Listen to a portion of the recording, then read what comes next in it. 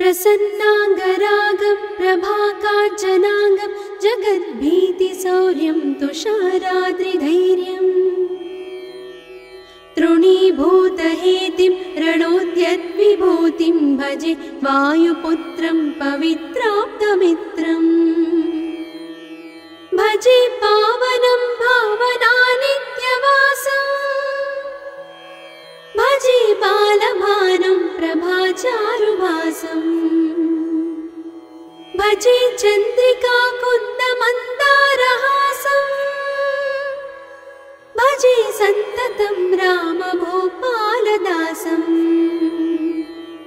भजे लक्ष्मणप्राणरक्षातिदक्षं भजे तोषितानेकगीर्वाणपक्षम्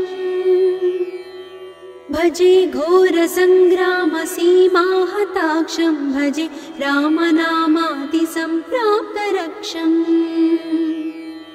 कृताभीलनादं क्षितिक्षिप्तपादम् घनक्रान्तभृङ्गं कटिस्थोरुजङ्घम् वियद्व्याप्तकेशं भुजाश्लेषितास्मम् जयश्रीसमेतं भजे रामदूतम् चलद्वालघातं भ्रमच्चक्रवालं कठोराट्टहासं प्रभिन्नाब्जजाण्डम् महासिंहनादाद्विशीर्णत्रिलोकं भजे आञ्जनेयं प्रभुं वज्रकायम् रणे भीषणे मेघनादे सनादे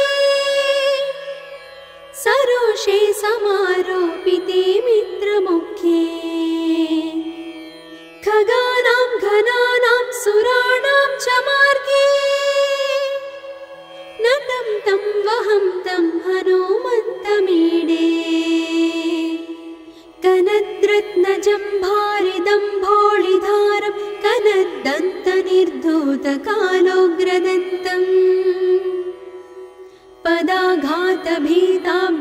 पदाघातभीताब्धिभूताधिवासं रणक्षोणिदक्षं भजे पिङ्गळाक्षम् महाग्राहपीडा महोत्पातपीडा महारोगपीडा महातीव्रपीडा हरत्यासुते पादपद्मानुरक्तो नमस्ते कपिश्रेष्ठ रामप्रियो यः सुधा सिन्धुमुल्लङ्घ्य नाथोग्रदीप्तः सुधा चौषधीस्ता प्रगुप्तप्रभावः षडद्रोणशैलस्य सारेण सेतुं विना भूस्वयं कः समर्थः कपीन्द्रः निरातङ्कमाविश्य लङ्कां विसङ्गो भवानेव सीतातिशोकापहारी समुद्रान्तरङ्गादिरौद्रं विनिद्रम् विलङ्घ्योरुजङ्घस्तुता मर्त्यसङ्घः रमानाथ रामः क्षमानाथ रामः अशोकेन शोकं विहाय प्रहर्षम् वनान्तर्घनं जीवनं दानवानं विपाट्य प्रहर्षात् हनूमान् त्वमेव जराभारतो भूरिपीडां शरीरे निराधारणारूढगाढप्रतापे भवत्पादभक्तिं भवद्भक्तिरक्तिं कुरु श्रीहनुमत्प्रभो मे दयाळो महायोगिनो ब्रह्मरुद्रादयो वा न जानन्ति तत्त्वं निजं राघवस्य कथं ज्ञायते मातृसे नित्यमेव प्रसीद प्रभो वानरेन्द्रो नमस्ते नमस्ते महासत्त्ववाहाय तुभ्यं नमस्ते महावज्रदेहाय तुभ्यं नमस्ते परिभूतसूर्याय तुभ्यम्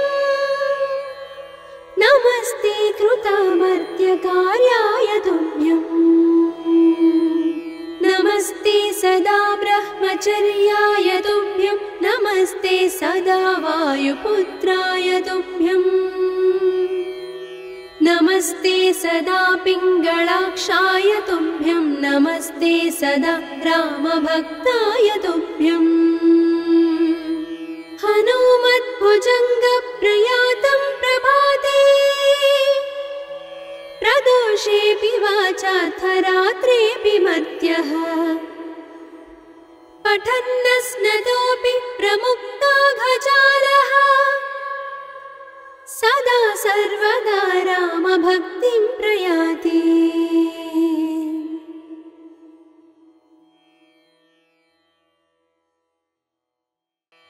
प्रसन्नाङ्गरागं प्रभाकाञ्चनाङ्गं जगद्भीतिशौर्यं तुषाराद्रिधैर्यम्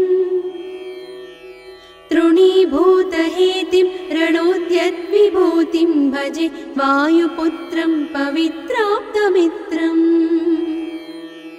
भजे पावनं भावनानित्यवासम्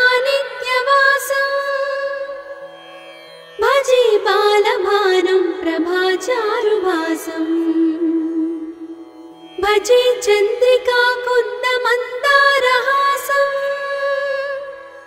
भजे सन्ततं रामभूपालदासम्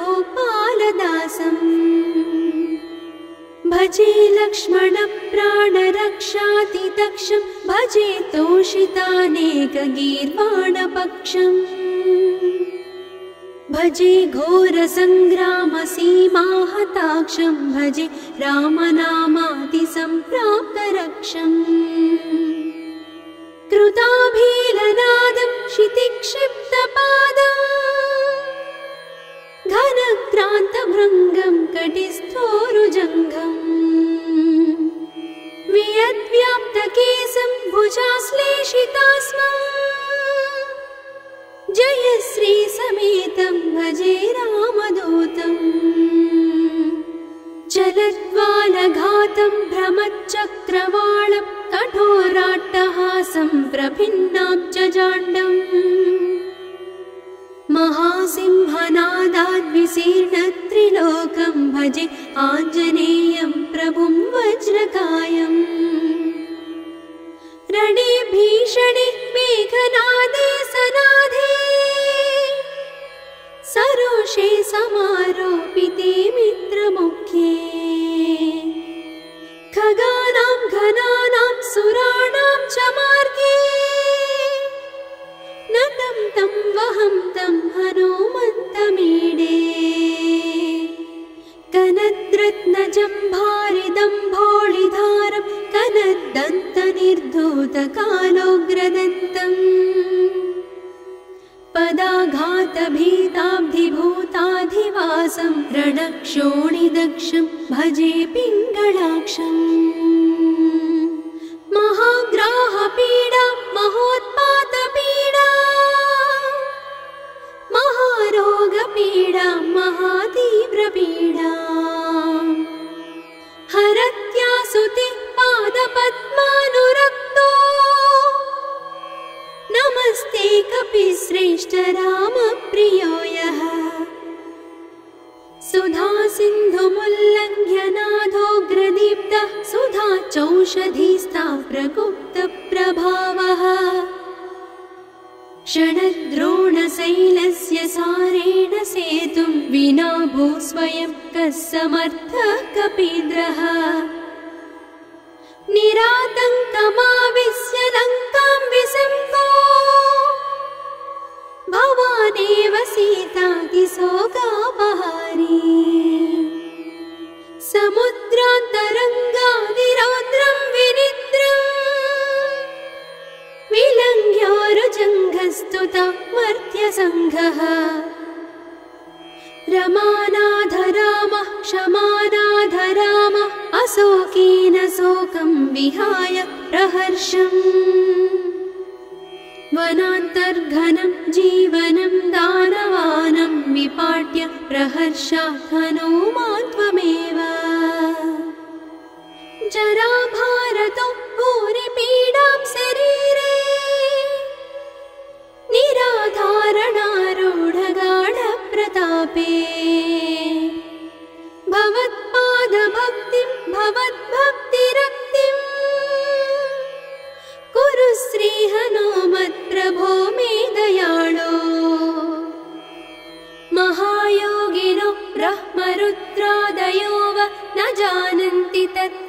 निजं राघवस्य कथं ज्ञायते मातृसे नित्यमेव प्रसीद प्रभो वानरेन्द्रो नमस्ते नमस्ते महासत्त्ववाहाय तुभ्यं नमस्ते महावज्रदेहाय तुभ्यं नमस्ते परिभूतसूर्याय तुभ्यं नमस्ते कृतामर्त्यकार्याय तुभ्यं नमस्ते सदा ब्रह्मचर्याय तुभ्यं नमस्ते सदा वायुपुत्राय तुभ्यं नमस्ते सदा पिङ्गळाक्षाय तुभ्यं नमस्ते सदा रामभक्ताय तुभ्यं हनुमद्भुजङ्गप्रयातं प्रभाते प्रदोषेऽपि वाचार्थरात्रेऽपि मर्त्यः पठन्नस्नतोऽपि प्रमुक्ताघजालः सदा सर्वदा रामभक्तिं प्रयाति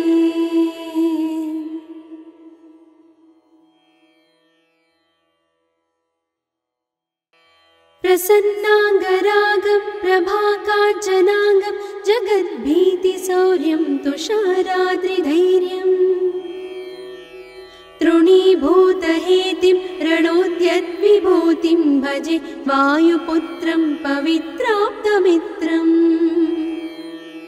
भजे पावनं भावनानित्यवासम् भजे बालभानुं प्रभाचारुभासम्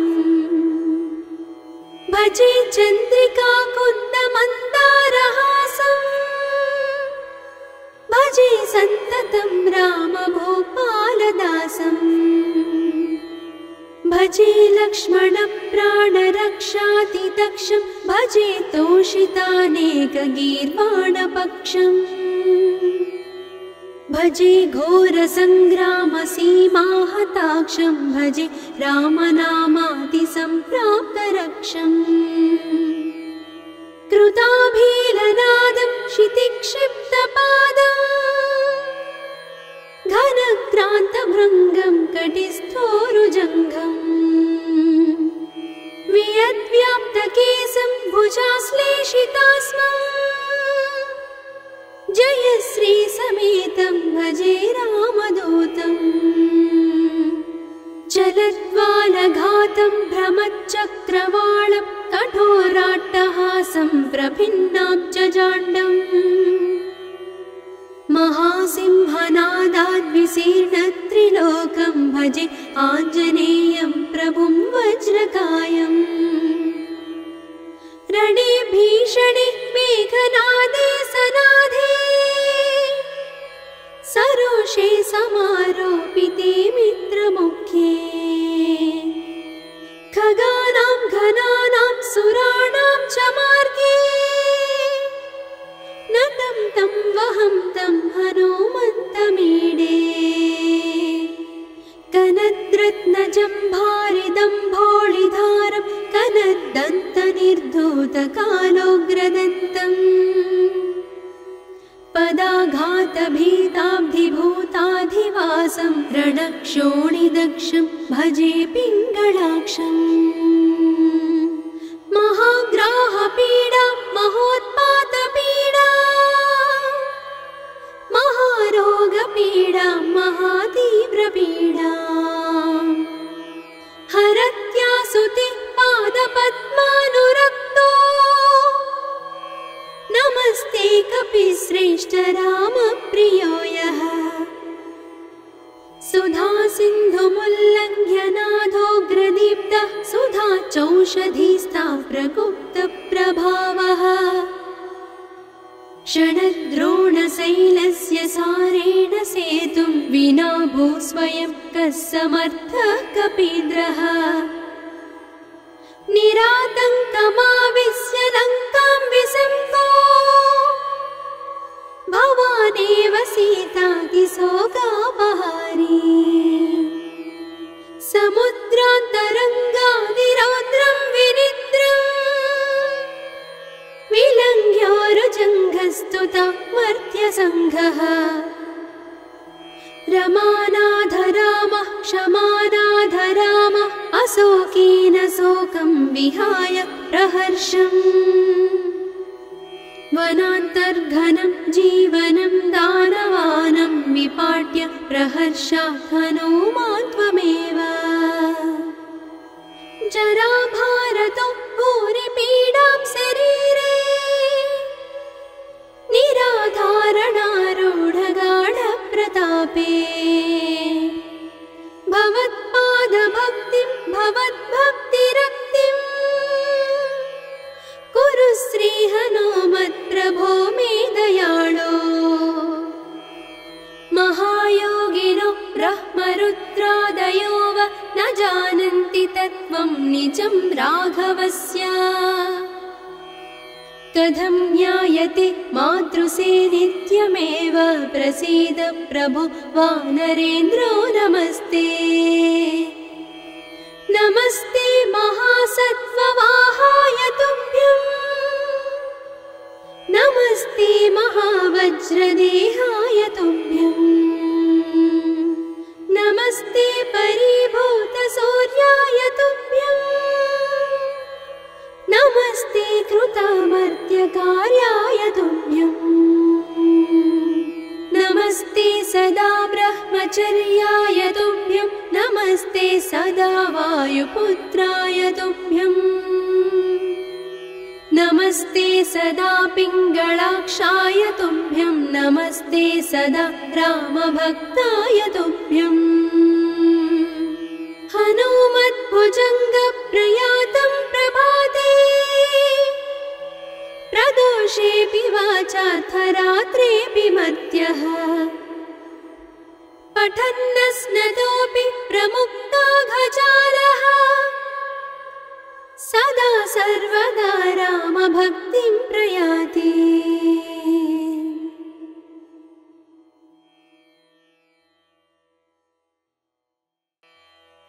प्रसन्नाङ्गरागं प्रभाकाञ्चनाङ्गं जगद्भीतिशौर्यं तुषाराद्रिधैर्यम्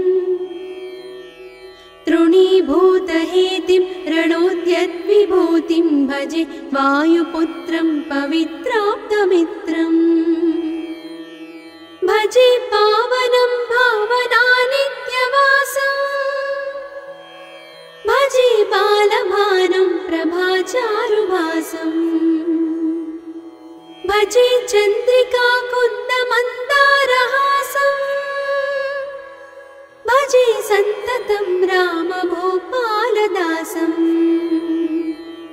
भजे लक्ष्मणप्राणरक्षातिदक्षं भजे तोषितानेकगीर्वाणपक्षम् भजे घोरसङ्ग्रामसीमाहताक्षं भजे रामनामातिसम्प्राप्तरक्षम् कृताभीलनादं क्षितिक्षिप्तपादम् घनक्रान्तभृङ्गं कटिस्थोरुजङ्घम् वियद्व्याप्तकेशं भुजाश्लेषितास्मम् जयश्रीसमेतं भजे रामदूतम् चलद्वालघातं भ्रमच्चक्रवालं कठोराट्टहासं प्रभिन्नाब्जजाण्डम् महासिंहनादाद्विशीर्णत्रिलोकं भजे आञ्जनेयं प्रभुं वज्रकायम् रणे भीषणे मेघनादे सनाधे सरोषे समारोपिते मित्रमुख्ये खगानां घनानां सुराणां च मार्गे नतं तं वहं तं हनुमन्तमीडे कनद्रत्नजम्भारिदम्भोळिधारं कनद्दन्तनिर्धूतकालोग्रदन्तम् पदाघातभीताब्धिभूताधिवासं रणक्षोणिदक्षं भजे पिङ्गळाक्षम् महाग्राहपीडा महोत्पातपीडा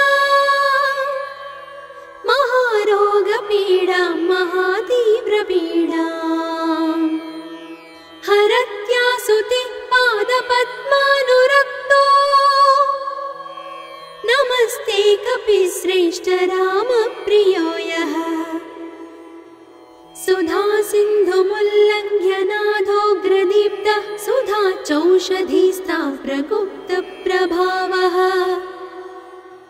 षडद्रोणशैलस्य सारेण सेतुं विना भूस्वयं कः समर्थः कपीन्द्रः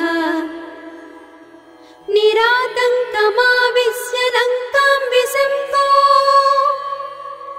भवानेव सीतातिशोकापहारी समुद्रान्तरङ्गादिरौद्रं विनिद्रम् विलङ्घ्योरुजङ्घस्तुता मर्त्यसङ्घः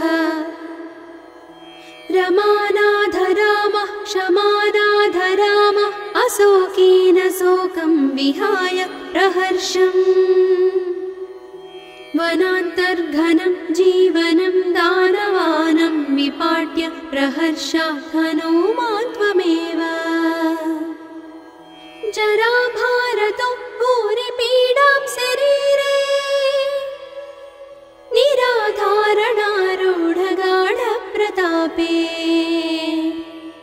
भवत्पादभक्तिं भवद्भक्तिरक्तिं कुरु श्रीहनुमत्प्रभो मे दयाळो महायोगिनो ब्रह्मरुद्रादयो वा न जानन्ति तत्त्वं निजं राघवस्य कथं ज्ञायते मातृसे नित्यमेव प्रसीद प्रभो वानरेन्द्रो नमस्ते नमस्ते महासत्त्ववाहाय तुभ्यं नमस्ते महावज्रदेहाय तुभ्यं नमस्ते परिभूतसूर्याय तुभ्यं नमस्ते कृतामर्त्यकार्याय तुभ्यं नमस्ते सदा ब्रह्मचर्याय तुभ्यं नमस्ते सदा वायुपुत्राय तुभ्यं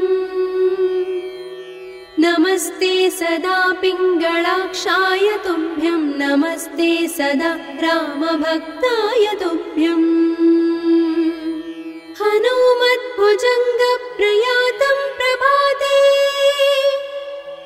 प्रदोषेऽपि वाचार्थरात्रेऽपि मर्त्यः पठन्नस्नतोऽपि प्रमुक्ताघजालः सदा सर्वदा रामभक्तिं प्रयाति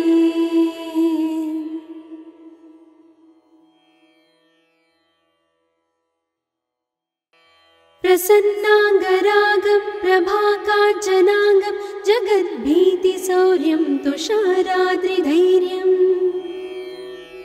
तृणीभूतहेतिं रणोद्यद्विभूतिं भजे वायुपुत्रं पवित्राप्तमित्रम् भजे पावनं भावनानित्यवासम् भजे बालभानुं प्रभाचारुभासम् भजे चन्द्रिकाकुन्दमन्दारहासम् भजे सन्ततं रामभूपालदासम् भजे लक्ष्मणप्राणरक्षातिदक्षं भजे तोषितानेकगीर्वाणपक्षम्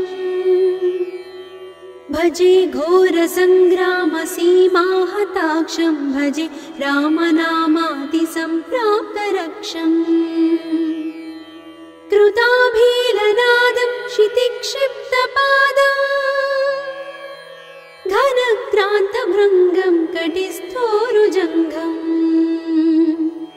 वियद्व्याप्तकेशं भुजाश्लेषितास्मम् जयश्री समेतं भजे रामदूतम् चलद्वालघातं भ्रमच्चक्रवालं कठोराट्टहासं प्रभिन्नाब्जजाण्डम् महासिंहनादाद्विशीर्णत्रिलोकं भजे आञ्जनेयं प्रभुं वज्रकायम् रणे भीषणे मेघनादे सनादे सरोषे समारोपिते मित्रमुख्ये खगानां घनानां सुराणां च मार्गे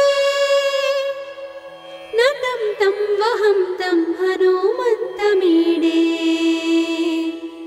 कनद्रत्नजम्भारिदम्भोळिधारं कनद्दन्तनिर्धूतकालोग्रदन्तम्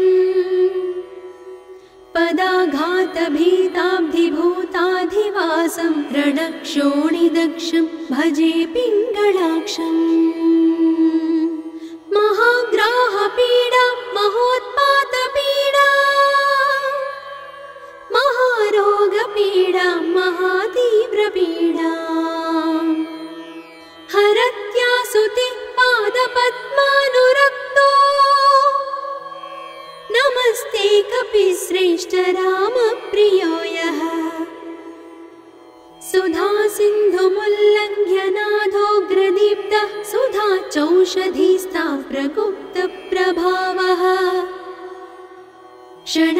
षडद्रोणशैलस्य सारेण सेतुं विना भूस्वयं कः समर्थः कपीन्द्रः निरातङ्कमाविश्य लङ्कां विसम्पो भवानेव सीतातिशोकापहारी समुद्रान्तरङ्गादिरौद्रं विनिद्रम् विलङ्घ्योरुजङ्घस्तुता मर्त्यसङ्घः रमानाधरामः क्षमानाधरामः अशोकेन शोकं विहाय प्रहर्षम् वनान्तर्घनं जीवनं दानवानं विपाट्य प्रहर्षात् हनूमान् त्वमेव जराभारतो भूरिपीडां शरीरे निराधारणारूढगाढप्रतापे भवत्पादभक्तिं भवद्भक्तिरक्तिं कुरु श्रीहनुमत्प्रभो मे दयाळो महायोगिनो ब्रह्मरुद्रादयो वा न जानन्ति तत्त्वं निजं राघवस्य कथं ज्ञायते मातृसे नित्यमेव प्रसीद प्रभो वानरेन्द्रो नमस्ते नमस्ते महासत्त्ववाहाय तुभ्यं नमस्ते महावज्रदेहाय तुभ्यं नमस्ते परिभूतसूर्याय तुभ्यं नमस्ते कृतामर्त्यकार्याय तुभ्यं नमस्ते सदा ब्रह्मचर्याय तुभ्यं नमस्ते सदा वायुपुत्राय तुभ्यं नमस्ते सदा पिङ्गळाक्षाय तुभ्यं नमस्ते सदा रामभक्ताय तुभ्यं हनुमद्भुजङ्गप्रयातं प्रभाते प्रदोषेऽपि वाचार्थरात्रेऽपि मर्त्यः पठन्नस्नतोऽपि प्रमुक्ताघजालः सदा सर्वदा रामभक्तिं प्रयाति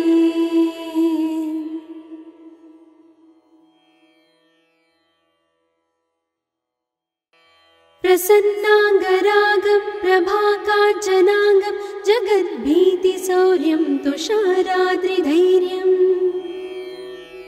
तृणीभूतहेतिं रणोद्यद्विभूतिं भजे वायुपुत्रं पवित्राप्तमित्रम् भजे पावनं भावनानित्यवासम् भजे बालभानं प्रभाचारुभासम् भजे चन्द्रिकाकुन्दमन्दारहासम् भजे सन्ततं रामभूपालदासम् भजे लक्ष्मणप्राणरक्षातिदक्षं भजे तोषितानेकगीर्वाणपक्षम् भजे घोरसङ्ग्रामसीमाहताक्षं भजे रामनामातिसम्प्राप्तरक्षम् कृताभीलनादं क्षितिक्षिप्तपादम्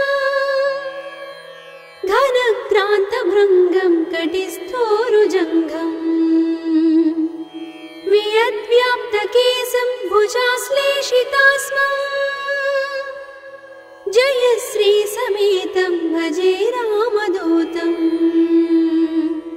चलद्वालघातं भ्रमच्चक्रवालं कठोराट्टहासं प्रभिन्नाब्जजाण्डम् महासिंहनादाद्विशीर्णत्रिलोकं भजे आञ्जनेयं प्रभुं वज्रकायम् रणे भीषणे मेघनादे सनादे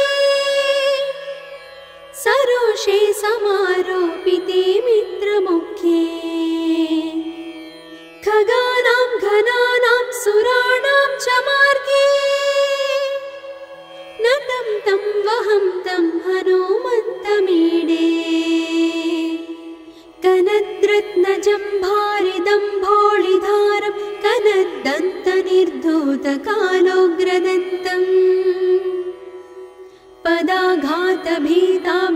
पदाघातभीताब्धिभूताधिवासं रणक्षोणिदक्षं भजे पिङ्गळाक्षम् महाग्राहपीडा महोत्पातपीडा महारोगपीडा महातीव्रपीडा हरत्यासुते पादपद्मानुरक्तो नमस्ते कपिश्रेष्ठ रामप्रियो यः सुधा सिन्धुमुल्लङ्घ्य नाथोग्रदीप्तः सुधा चौषधीस्ता प्रगुप्तप्रभावः षडद्रोणशैलस्य सारेण सेतुं विना भूस्वयं कः समर्थः कपीन्द्रः निरातङ्कमाविश्य लङ्कां विसङ्गो भवानेव सीतातिशोकापहारी समुद्रान्तरङ्गादिरौद्रं विनिद्रम् विलङ्घ्योरुजङ्घस्तुता मर्त्यसङ्घः रमानाधरामः क्षमानाधरामः अशोकेन शोकं विहाय प्रहर्षम् वनान्तर्घनं जीवनं दानवानं विपाट्य प्रहर्षात् हनुमान् त्वमेव जराभारतो भूरिपीडां शरीरे निराधारणारूढगाढप्रतापे भवत्पादभक्तिं भवद्भक्तिरक्तिं कुरु श्रीहनुमत्प्रभो मे दयाळो महायोगिनो ब्रह्मरुद्रादयो वा न जानन्ति तत्त्वं निजं राघवस्य कथं ज्ञायते मातृसे नित्यमेव प्रसीद प्रभो वानरेन्द्रो नमस्ते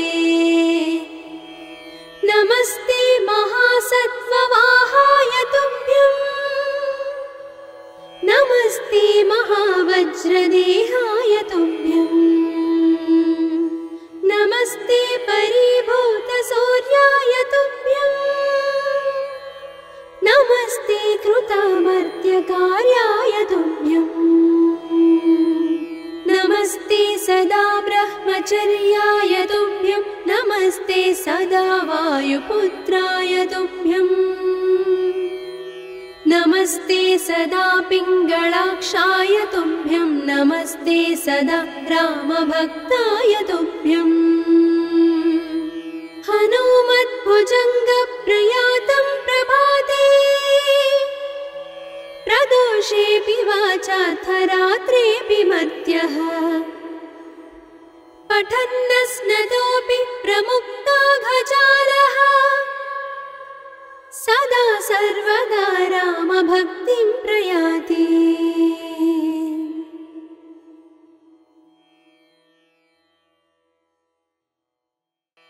प्रसन्नाङ्गरागं प्रभाकाञ्चनाङ्गं जगद्भीतिशौर्यं तुषाराद्रिधैर्यम्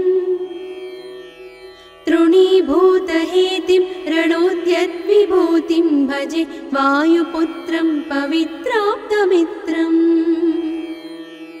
भजे पावनं भावनानित्यवासम्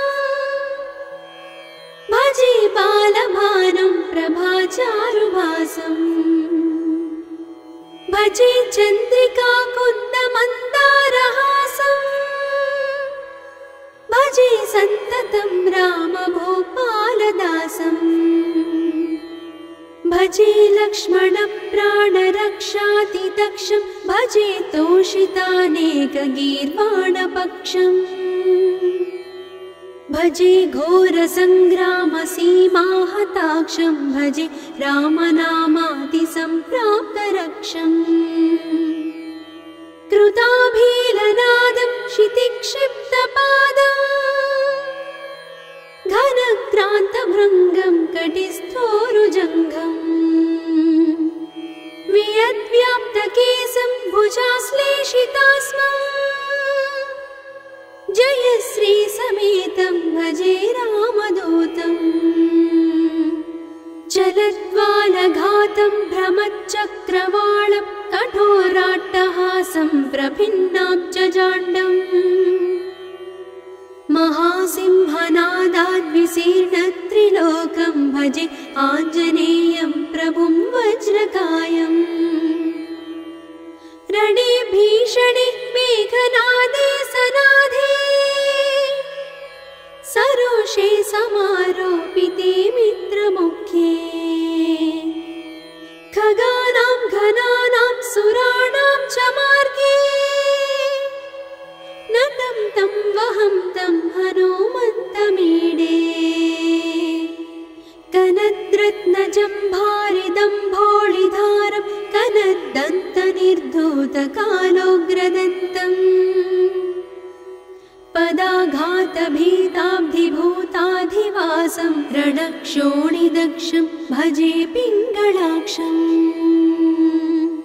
महाग्राहपीडा महोत्पातपीडा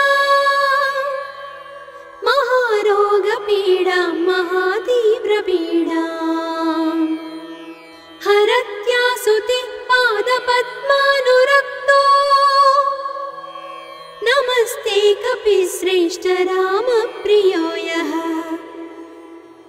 सुधा सिन्धुमुल्लङ्घ्य नाथोग्रदीप्तः सुधा चौषधीस्ता प्रगुप्तप्रभावः षडद्रोणशैलस्य सारेण सेतुं विना भूस्वयं कः समर्थः कपीन्द्रः निरातङ्कमाविश्य लङ्कां विसङ्को भवानेव सीतातिशोकापहारी समुद्रान्तरङ्गादिरौद्रं विनिद्रम् विलङ्घ्योरुजङ्घस्तुता मर्त्यसङ्घः रमानाधरामः क्षमानाधरामः अशोकेन शोकं विहाय प्रहर्षम् वनान्तर्घनं जीवनं दानवानं विपाट्य प्रहर्षात् हनूमान् त्वमेव जराभारतो भूरिपीडां शरीरे निराधारणारूढगाढप्रतापे भवत्पादभक्तिं भवद्भक्तिरक्तिं कुरु श्रीहनुमत्प्रभो मे दयाळो महायोगिनो ब्रह्मरुद्रादयो वा न जानन्ति तत्त्वं निजं राघवस्य कथं ज्ञायते मातृसे नित्यमेव प्रसीद प्रभो वानरेन्द्रो नमस्ते नमस्ते महासत्त्ववाहाय तुभ्यं नमस्ते महावज्रदेहाय तुभ्यं नमस्ते परिभूतसूर्याय तुभ्यम्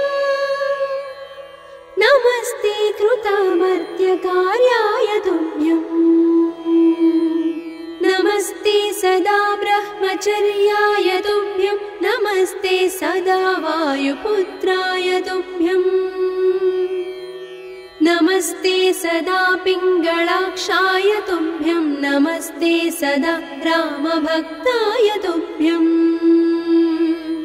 हनुमद्भुजङ्गप्रयातं प्रभाते प्रदोषेऽपि वाचार्थरात्रेऽपि मर्त्यः पठन्नस्नतोऽपि प्रमुक्ताघजालः सदा सर्वदा रामभक्तिं प्रयाति।